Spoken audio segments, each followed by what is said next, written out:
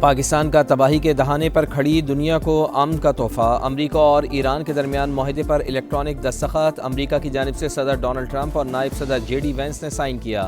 ایران کی جانب سے باقر غالباف کے دستخط، امریکی صدر کو تہران سے تعلقات بہتر ہونے کی امید، کہا آبنائے ہرمز کھل گئی، جمعے کو بحری آمد و رفت مکمل بحال ہو جائے گی۔ تیل کی قیمت گر رہی ہے، اسٹاک اوپر جا رہی ہے۔ معاہدے پر دستخط کی تقریب میں شرکت کے لیے جے ڈی وینس جنیوا جائیں گے۔ میں بھی جنیوا جا رہا ہوں، ہو سکتا ہے کہ تقریب میں شرکت کروں، لیکن یقین سے نہیں کہہ سکتا۔ وعدوں پر عمل درآمد سے پہلے ایران کو پابندیوں میں ریلیف نہیں ملے گا۔ تہران کے پاس اب جوہری ہتھیار نہیں ہوں گے۔ ایران کے معاملے پر اتحادیوں سے مدد کی اب ضرورت نہیں۔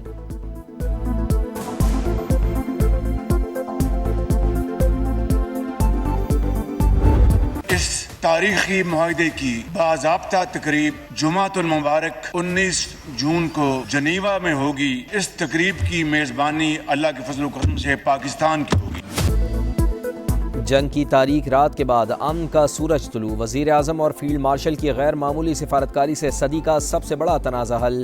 امریکہ ایران معاہدے پر باضابطہ دستخط کی تقریب 19 جون کو جنیوا میں ہوگی، میزبان پاکستان ہوگا۔ وزیر اعظم میاں محمد شہباز شریف کہتے ہیں جنگ کے شعلے بجھانے کے لیے فیلڈ مارشل نے شب و روز ایک کیے۔ مورخ ہمیشہ پاکستان کے نام سنہرے حروف میں لکھتا رہے گا۔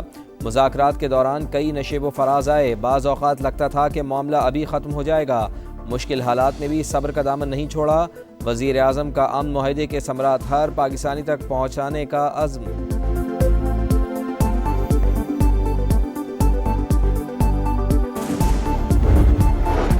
مفاہمتی یادداشت پورے خطے اور مزاحمتی قوتوں کے لیے باعث فخر، سپریم نیشنل سیکورٹی کونسل کے 90% اراکین نے ایم او یو کی حمایت کی۔ ایرانی صدر کا دعویٰ، کہا معاہدے پر عمل درآمد سے ملک کے بہت سے مسائل حل ہو سکتے ہیں۔ عباس عراقچی بولے مفاہمتی یادداشت پر دستخط کے بعد مذاکرات کا پہلا دور شروع ہوگا۔ جمعے کو جنیوا میں دونوں مذاکراتی ٹیموں کے سربراہان ملیں گے۔ عباس عراقچی نے امن معاہدے کے نفاذ کا ذمہ دار امریکہ کو قرار دے دیا، کہا بات چیت اور معاہدے پر عمل درآمد کو یقینی بنانے پر زور دیں گے۔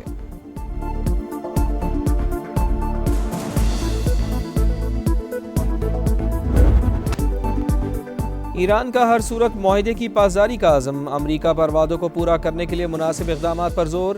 جنیوا جانے سے پہلے خطے کے ممالک کے دورے کا اعلان، مفاہمتی یادداشت پر اعتماد میں لیا جائے گا۔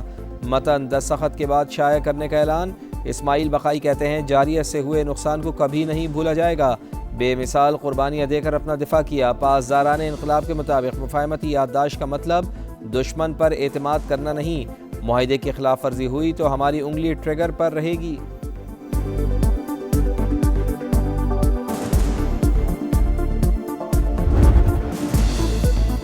ایران پر پابندیاں ختم کی جائیں گی، مذاکرات سے پہلے منجمد 12 ارب ڈالر جاری کیے جائیں گے۔ 30 دن میں امریکی بحری ناکہ بندی کا مکمل خاتمہ ہوگا۔ 19 جون کو دستخط کے بعد آبنائے ہرمز کھول دی جائے گی۔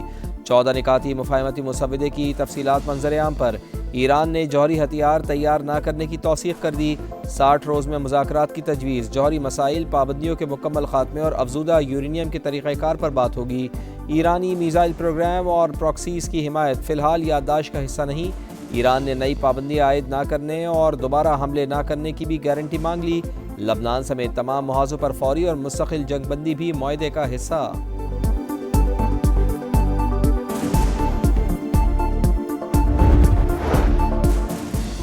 حزب اللہ کا امریکہ اور ایران کے درمیان طے پانے والی مفاہمتی یادداشت کا خیر مقدم، بے گھر ہونے والوں کو واپسی سے قبل انتظار کرنے کی ہدایت۔ لبنانی وزیر اعظم کو معاہدے سے جنگ کے خاتمے کی امید، کہا اپنی سرزمین سے اسرائیلی انخلاء اور قیدیوں کی رہائی کو یقینی بنائیں گے۔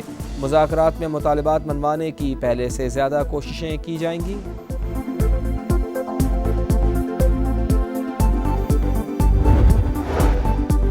امریکہ ایران معاہدہ، عالمی منڈی میں خام تیل کی قیمت میں گراوٹ، نرخ 5% سے زائد گر گئے۔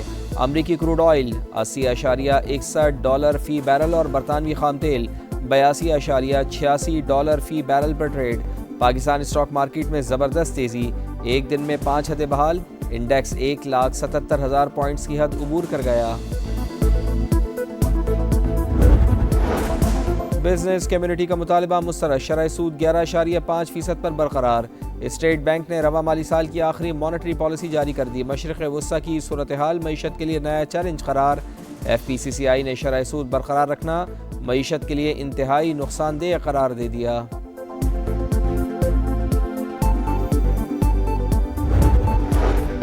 پنجاب اسمبلی کا اجلاس آج دوپہر 2 بجے ہوگا۔ نئے مالی سال کا بجٹ پیش کیا جائے گا۔ سندھ اور بلوچستان کے بجٹ 17 جون کو آئیں گے۔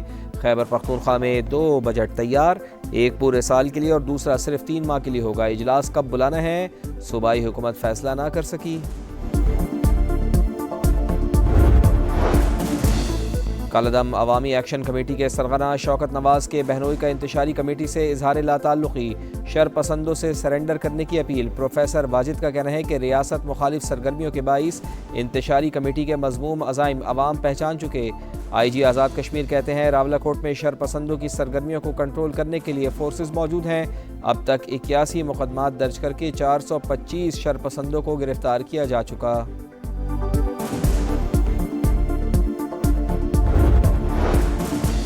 مردان میں افسوسناک واقعہ، پاک فضائیہ کا تربیتی طیارہ حادثے کا شکار، فلائٹ لیفٹیننٹ محمد قاسم عبداللہ اور لیفٹیننٹ طاہا عباسی شہید۔ حادثے کی وجوہات جاننے کے لیے تحقیقاتی بورڈ قائم۔ فیلڈ مارشل سید عاصم منیر کا حادثے پر گہرے دکھ کا اظہار۔ سروسز چیفز اور مسلح افواج کی بھی شہداء کے اہل خانہ سے تعزیت۔ چکوال میں سی سی ڈی اہلکار کی فائرنگ سے بچی کا قتل، والد کا تفتیش پر عدم اعتماد، ذمہ داروں کے خلاف کارروائی کا مطالبہ، وزیر اعظم سے نوٹس لینے کی اپیل۔ پروسیکیوٹر جنرل پنجاب نے کیس کو ہائی پروفائل قرار دیتے ہوئے مکمل ریکارڈ طلب کر لیا۔ آسٹریلوی وزیر اعظم کا پاکستان سے شفاف تحقیقات کا مطالبہ، کہا امید ہے پاکستانی حکومت تمام حقائق سامنے لائے گی۔ کراچی کے علاقے گلشن اقبال میں بزرگ خاتون قتل، ملزمان نے کانوں سے زیورات بھی نوچے، بیٹی کو ڈکیتی مزاحمت پر قتل کا شبہ، کہا والدہ گھر پر اکیلی تھی، نیچے کرایہ دار رہتے ہیں۔ پولیس حکام کو واردات میں کسی قریبی شخص کے ملوث ہونے کا شک، تحقیقات جاری۔ کراچی میں طارق روڈ مارکیٹ میں جیولر شاپ پر ایف بی آر کا چھاپہ، پوچھ گچھ کی، ریکارڈ بھی مانگا۔ چھاپے کے خلاف دکانداروں کا احتجاج، دکانیں بند کر دیں، ٹائر بھی جلائے۔ محرم الحرام کا چاند نظر نہیں آیا، یکم محرم الحرام بروز بدھ اور یوم عاشور 26 جون کو ہوگا، رویت ہلال کمیٹی نے اعلان کر دیا۔ مولانا عبدالخبیر آزاد کی سوشل میڈیا پر کسی بھی طرح کی نفرت انگیز پوسٹ نہ لگانے کی اپیل، فتنہ الخوارج اور ہندوستان کی سازشیں ناکام بنانے کا اعلان۔ غلاف کعبہ کی تبدیلی کی روح پرور تقریب، کسوہ کی تبدیلی، خصوصی ٹیم نے جدید انتظامات اور طے شدہ طریقہ کار کے مطابق پرانے غلاف کو اتار کر نیا غلاف چڑھایا۔ زائرین کی سہولت اور سلامتی کو یقینی بنانے کے لیے خصوصی انتظامات۔ خیبر پختونخوا اور پنجاب کے مختلف علاقوں میں بارش، مردان اور گرد و نواح میں ابر رحمت جم کر برسا۔ سوابی میں تیز آندھی کے ساتھ موسلادھار بارش اور ژالہ باری، متعدد فیڈر سٹرپ کر گئے، بجلی کی فراہمی معطل۔ فتح جنگ اور مضافات میں بھی گرج چمک کے ساتھ تیز بارش۔ محکمہ موسمیات نے آج سے ملک بھر میں بارشوں کے نئے اسپیل کا الرٹ جاری کیا ہے۔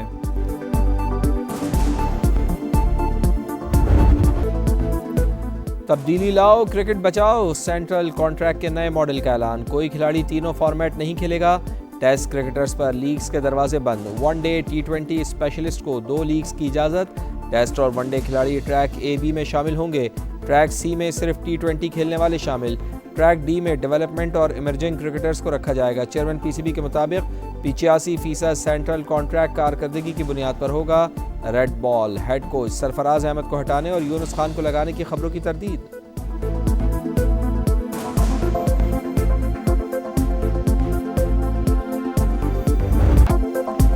محمد ہینی کا 66ویں منٹ میں اون گول مصر کو بھاری پڑ گیا۔ فیفا ورلڈ کپ میں مصر اور بیلجیم کا مقابلہ 1 گول سے برابر۔ سعودی عرب اور یوروگوئے کا مقابلہ جاری۔ 6 بجے ایران نیوزی لینڈ کے خلاف میچ سے مہم شروع کرے گا۔ لاس اینجلس اسٹیڈیم کے اطراف سخت سیکیورٹی اقدامات۔